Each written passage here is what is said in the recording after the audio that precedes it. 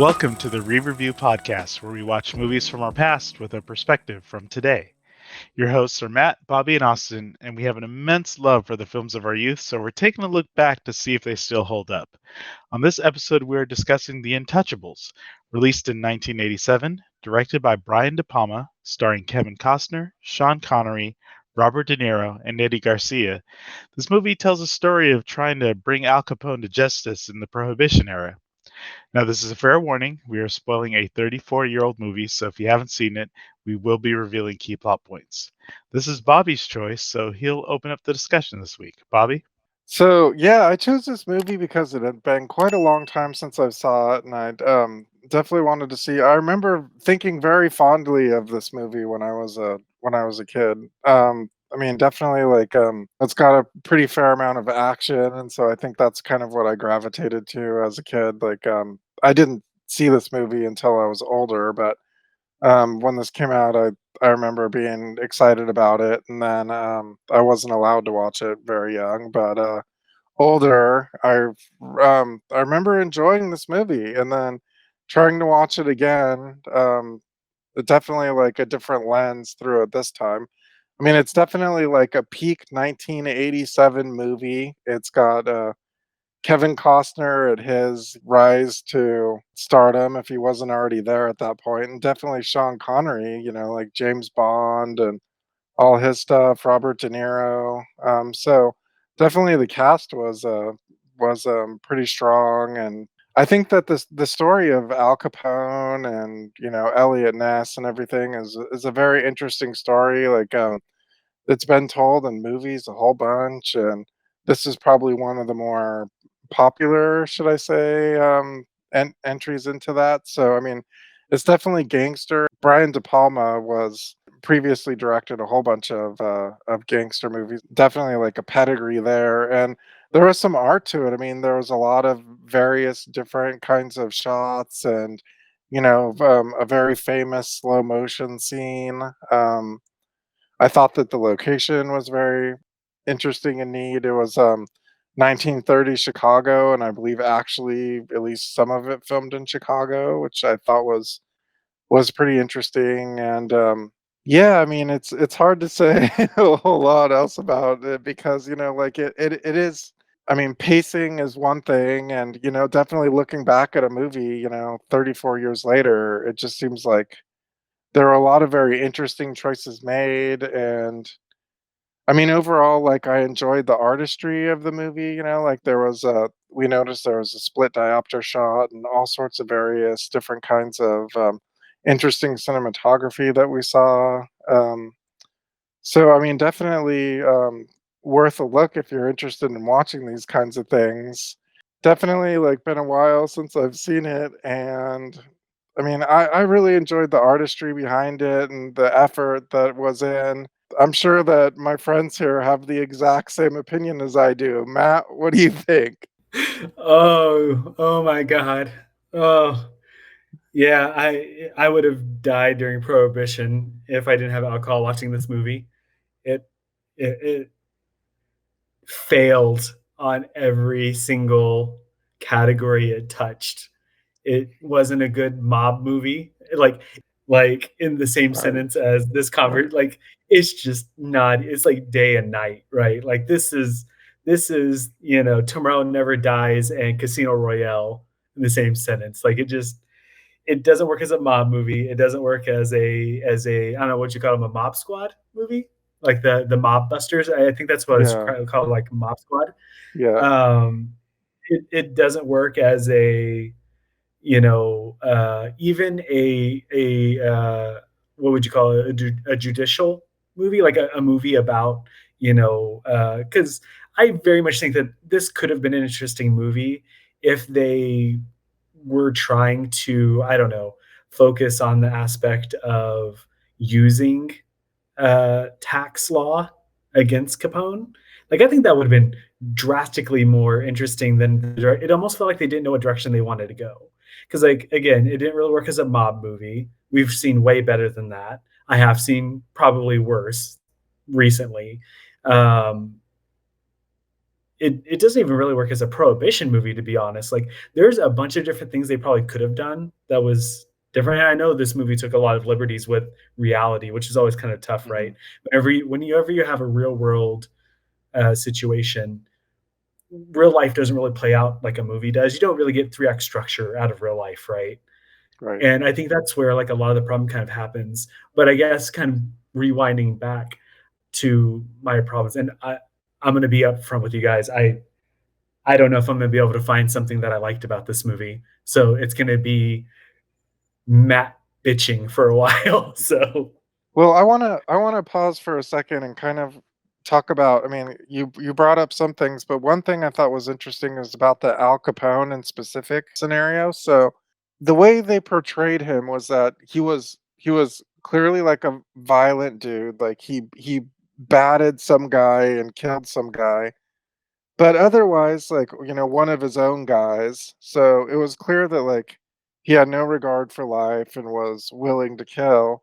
But it was interesting how he basically, like, in my mind, didn't really in the movie, like, pose a whole lot of threat to Elliot Ness and his group because, like, well, I he's mean, besides the basically guy he got to kill all of them, right. I mean, I he mean, he basically he basically like hired everybody to do everything, but he wasn't actually the guy. but I And mean then that's a mob boss, right? I mean, he he might not have been pulling the trigger. He wasn't, like Sugar or anything like that, going around with like a cow, killer, gas powered cow killer thing or whatever. He wasn't right. that kind. But I mean, that's the mob boss thing, right? Like he still ordered everything. Um, I do think that, and I'll let you keep going, but I do think that the the problem wasn't necessarily the concept of Capone. I feel like they I feel like a lot of this rides on the script and De Niro, to be honest. Like, if you were going for the concept of this big bad mob boss, that didn't come through in any of this. Like, he tried, like, but it was almost like I don't want to say he was phoning it in. I've seen Robert De Niro phone in performances, and this is not one of those for sure. But this was not an intimidating mob boss or even a well acted mob boss, to be honest. Going on that thought, in terms of him as a mob boss, the character of Al Capone, regardless of historical Al Capone, I think there was just sort of a disassociation between I understand he is the mob boss. I never felt the presence of him as a mob boss because the things that occurred based around, his business, the things that he was doing to get booze in, it just always felt like there were just all these characters. I understood they worked for Capone, but I never felt that tie. And I'd probably say that same way with even the team that was built with Elliot Ness and Sean Connery and everyone. It was very interesting to basically have Elliot Ness be a someone who needed guidance from a street cop who just worked the beat, who was really the informant beating up his old cop buddies to get information. Uh, just weird paths. I felt were kind of going in line with what you're saying, Matt. That things in a way were disjointed. Like there were just parts of the story that it just kept pushing through, but nothing ever fully felt cohesive for me. Yeah, one interesting thing was that, and I feel like this has to be a theme in this movie, which was, and Elliot Ness, Kevin Costner mentioned this in the film where he said that, I've become what I'm trying to fight against. And I mean, that was pretty clear in especially the end when he's, doing all these things to try to, But it got the you job know, done though. it did, but I So mean, like like, there wasn't even a negative. yeah, I mean, But I like think he that's like, what's really hard. You're talking about this character having sort of a realization moment that, I've become the thing that I hate. But it never there was no gravity behind it. I felt they tried to set it up when they had the raid on the Canadian border and he killed one of the guys and he was like, "Oh no," and he threw his gun down. But it still never felt the weight of it. Why? Because the first time we see him when they're raiding that place with the maple boxes, the maple leaf The boxes, umbrellas. Yeah. yeah, with the umbrellas, he gets out of a car and pulls his gun out to pull it on the photographer. That man was ready to kill and shoot from the get-go. From the get-go. So there was no way I ever felt that he was like, "Oh, I've become the thing I hate." Nah, man, you have been wanting to kill this entire time, and you loved shoving that bad guy off of that building. And so, and I guess this is more of a fundamental issue, but I don't really know who the movie is really like. Obviously, the movie is called The Untouchables, so you would think that the story revolves around the Untouchables, but it almost feels like Al Capone, like, visually could have been left out of the movie.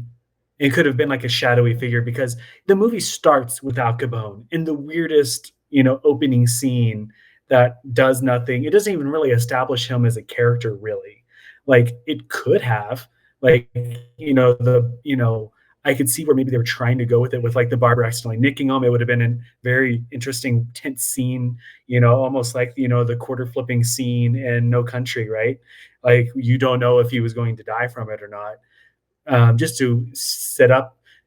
And it, it it it just didn't really work for me, especially because I mean, historically speaking, I'm not going to sit here and say like I'm an aficionado of that time period or even Al Capone himself, but as a mobster, Al Capone really wasn't amazing as a mobster. The reason why anyone knows Al Capone's name is for two reasons: Scarface, because he has the scars on his face, and because he loved jumping in front of a camera. Mobsters didn't like doing that. So they were the one that everyone kind of, he became the Kleenex of, mobsters. He wasn't that particularly amazing at it. He wasn't really that intimidating. Yeah, people got whacked or whatever, in real life, but I don't know. Like, I almost feel like this movie didn't really know what direction it wanted to go as far as like, should it have focused on Elliot Ness? Like, should they have established his family life a little bit more or his drive? Maybe that scene with the mom should have happened way earlier, right? To give him motivation beyond, tax evasion or, booze running, like those things didn't matter to him. It was like, I have a kid, I have a daughter, this girl got blown up, and that was his drive. Whether that was realistic or not, obviously they've already taken liberties with history, but at least it would have been more of a character driving moment that would have carried it all the way through. Like I almost even feel like the end goal was obviously get Al Capone, but it kind of felt like they just kind of jumped to that anyways. Like they're just kind of jumping around. Like they had these idea for scenes and they just kind of put them in there. Like, I want to see the squad on a bunch of horses on a hilltop. I want that shot, and so that shot exists, right? Like, there's a lot of stuff like that in this movie that exists for those reasons, and it did nothing for the story. I can forgive a movie for being highly visual or for a bunch of really strong character actors that are, just seething character or whatever. Um, but when you don't have a solid story, it just kind of fails. Like you know, I was sitting there just looking at the time go by for most of it. I just wasn't drawn in at all from beginning to middle to end. So here's the question. Is this a fault of us with 34 years of movie watching experience, and maybe if it was 1987 still, we would think this was the best movie we'd ever No, seen? no, because we've seen tons of movies from that time that have, lasted the ages, Back to the Future and other ones that are in the same time frame that came before this that had good pacing, that had good story, that had good characters. And this just didn't have any of them. I mean, to be honest, like for 90% of the movie, you know, Elliot Ness was kind of, a dish rag, right? Like he just had no volume to him. Even Al Capone, they Robert De Niro didn't really bring charisma to Al Capone. That's the one thing that made Al Capone stand out was, those moments of humor and, just energy to him. And Robert De Niro just didn't really do it. Honestly, the only character that I felt, or I'll say this, actor that I felt kind of made his character a character was Andy Garcia. And there really wasn't much to that character at all, but at least I felt like I wasn't watching Robert De Niro being Al Capone or Sean Connery trying to pretend like he's Irish with a Scottish accent horribly, trying to achieve that with his incredibly racist remarks. I don't care if it was the time period, it came out of nowhere. And, just all these characters just fell so flat. Yeah, that was very interesting. Like they tried to create a dynamic where those two characters shouldn't like each other, but it was like out of love? Question mark. It's the Shield. They were they had the connection of wanting to be cops, right? So nothing else mattered.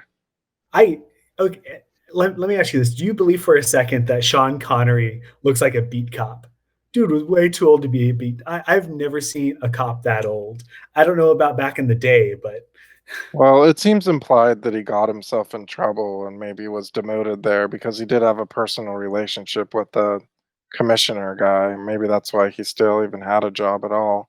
Because he didn't want to give in to the bribery and the shenanigans of the Capone life. I mean, maybe, or something else that, somehow he got in trouble for something. So we're just making this up, and this wasn't actually in the movie. I mean, well, he's an old beat cop, so there's got to be an explanation for that somehow. But I don't really know how policing works. Maybe there's well, just like, okay, like he's got one foot out the door. He's about to retire, so let's give him this position. I think it's why do we care, right? Like you're right. You're looking at old man Sean Connery, and he comes in as this mentor to young Elliot Ness, and who's supposed to be somehow the Treasury is just the most kick-ass department who can carry guns and kick ass and take names later. But still, he kowtows to Sean Connery, relies on him for all the info because he can't actually do it himself. But this was the beat cop, Yes. and you love all of that. You're like, it is perfect. so here goes my thing. I don't know the history behind it, but it kind of feels like they wrote the role and then they got Sean Connery. Like, I don't think that this role was written for Sean Connery. I might be mistaken, but at no point does he scream Irishman at any point. And maybe his age was just because of Sean Connery's age, right? Maybe he was supposed to be someone in the Andy Garcia range of age, right? Like maybe he was supposed to be a similar, you know, yeah, I don't know. Yeah. It does seem like this movie was pretty like influenced by casting. Like, so question is, would the first scene have been an Al Capone scene if it wasn't for De Niro? And then also another down the line in the movie, generally like the call to action would be like Elliot Ness's character, like somebody saying, "Hey Elliot, like are you sure you want to do this kind of thing?" And then he goes home, spends time with his wife and his kid and thinks like, "Okay, like maybe I'll do this," and then comes back determined because he's made some kind of decision that he wants his kid to have a better life or whatever. Or maybe it was the mother of that daughter who got killed in an explosion to, answer the call to action that way. But it was kind of flipped where the call to action was given to Sean Connery, and they're like, "Hey, do you want to join this part?" Or maybe there was two call to actions, and so I do feel like maybe it's just because these are big stars in this movie, but maybe this movie seemed to be influenced by who was in it, not entirely by story sometimes. But that's probably, I think, what made it a tougher watch for us because I didn't get pulled in. I didn't feel that connection to want to keep going. Unfortunately, I was also watching the clock, which ends up, being a little bit of indictment on my end because I want to get lost in the film, and it didn't really do that for me. So, okay, here's my thing, right? Like, it kind of seems like for the most part, I mean, it didn't seem like anyone particularly like super enjoyed the experience. But if you had to pick, okay, all right, each one of us, you have to say one nice thing about this movie. And I'm not going to start. Bobby, you can start since it's your movie. Say one nice thing about this movie. Well, I mean, I started off with some nice things. I mean, I could say more than just one nice thing. And I mean, this is probably like a backhanded compliment in hindsight. Like it's gonna sound that way, but it's not to me. And that I think that the movie is like technically very well done. I mean, I thought that it looked really nice. I mean, I thought that um, I thought that it was pretty artfully done in a lot of ways. I mean, obviously, some scenes with the slow motion and stuff like that is like have kind of like passed beyond into pop culture with some of that kind of stuff. And I mean, there's a whole bunch of different kinds of shots, and there's really interesting kind of shots where they were kind of like walking down the hallway, and then in the same shot, kind of craned up the stairs. So like there's clearly, like, a lot of artful intent into it, and it was really something nice to look at. I guess that makes it my turn. Man, the best part was when it finished. Did you see how happy I was when it was done? I knew we didn't have to watch it anymore.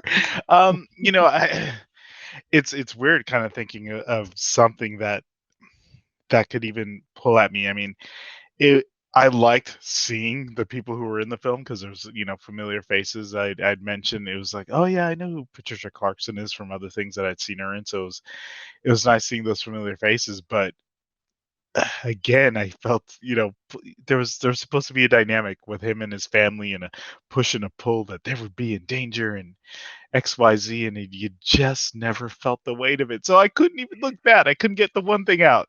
Oh, it hurts. Your turn. Uh, so I will say two things. One, getting to see young Patricia Clarkson, bonus points for that. And the other one is getting to see, accountant tax attorney just laying waste to mobsters in the Canadian You know border. what? That should have been a Thank video you. game. Actually, you're right. If anything, that is probably the best scene because this guy who was clearly pent up decided he was doing all the murders. And Oh. had no problem with it whatsoever. Like Elliot Ness is over here having, a moral dilemma after taking out one dude, and I can't even remember what his name is, but tax attorney or whoever he was, like he's just blowing dudes away like it's no business, sniping with a shotgun essentially. Oh, oh boy. Okay, And he so we'll say we'll give it that final go around. What are we telling people in the year that we are in now? Should they watch this film once again, Bobby? I mean, I think if you want to, have a very good sense of strong film history, like, I mean, this movie won a lot of awards, it was very highly critically acclaimed at the time. It's a very well-known director, a whole bunch of well-known actors. If you want to be a solid, well-rounded student of cinema, then this is the movie for you to look at it and form your own opinions on what you've seen and let us know what you think. Yeah, we would like to know what you think, Matt. No, do not watch this movie. Go watch Casino or Scarface or Carrie or any. Go watch De Palma's other works. Do not watch this movie ever.